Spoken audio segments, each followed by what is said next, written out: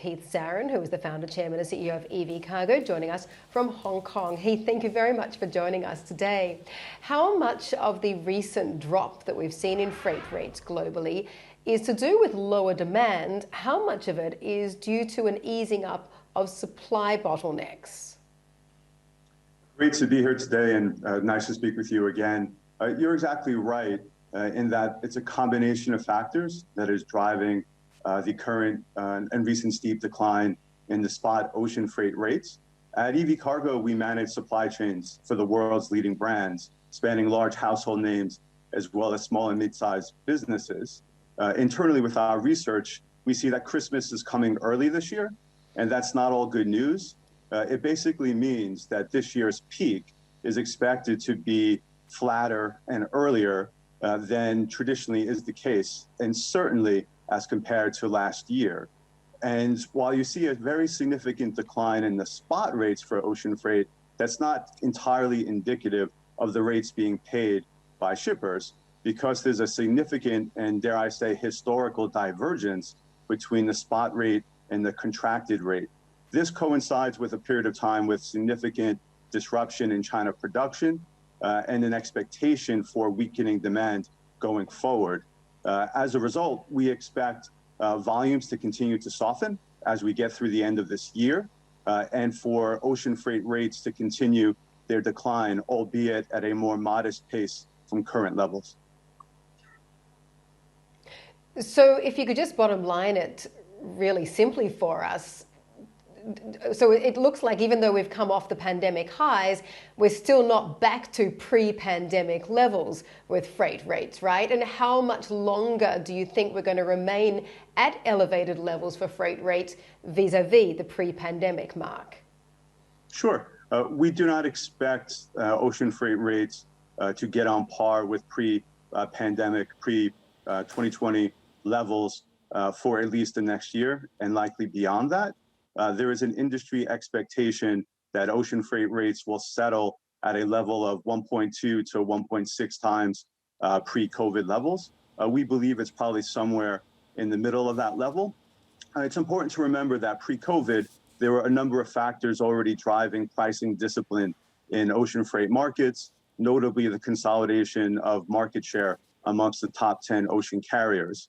That, along with digitalization, expansion of ocean carrier activity deeper into the supply chain, we think will put a floor under ocean freight pricing. And again, there's an interesting dynamic between annual contracted rates as compared to rates that are achieved in the spot market.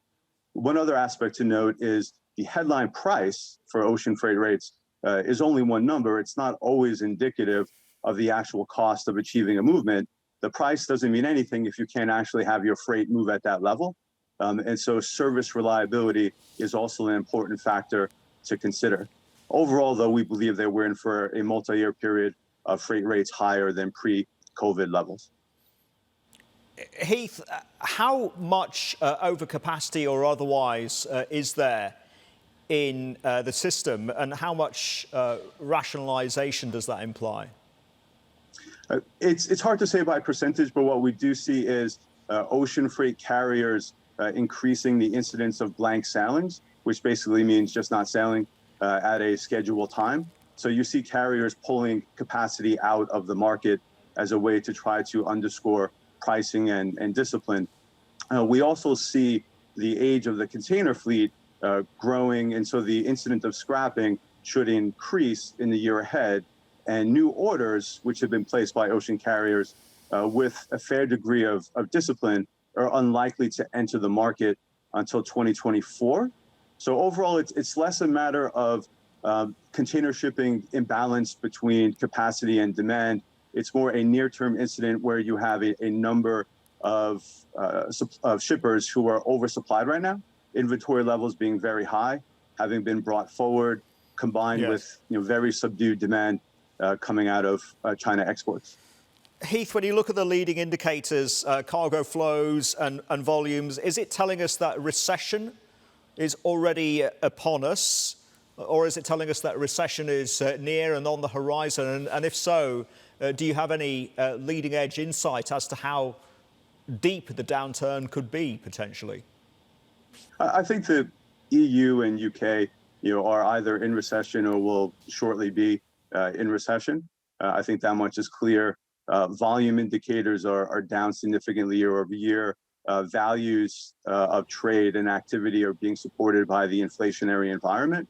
So if you were to adjust for inflation, then you would clearly see recessionary trends. The U.S. is slightly different in its dynamics, so it may not be exactly in recession right now, but is looking like a period of sustained weakness during the course of next year. Also depends on your definition of recession, Sri.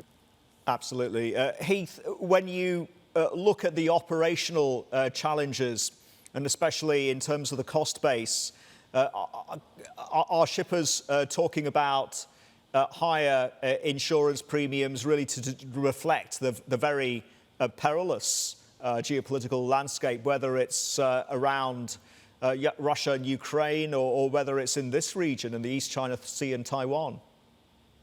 The inflationary cost pressures are multifaceted, predominantly arising from wage pressure as well as fuel or gas and utilities prices. Less so in the insurance realm.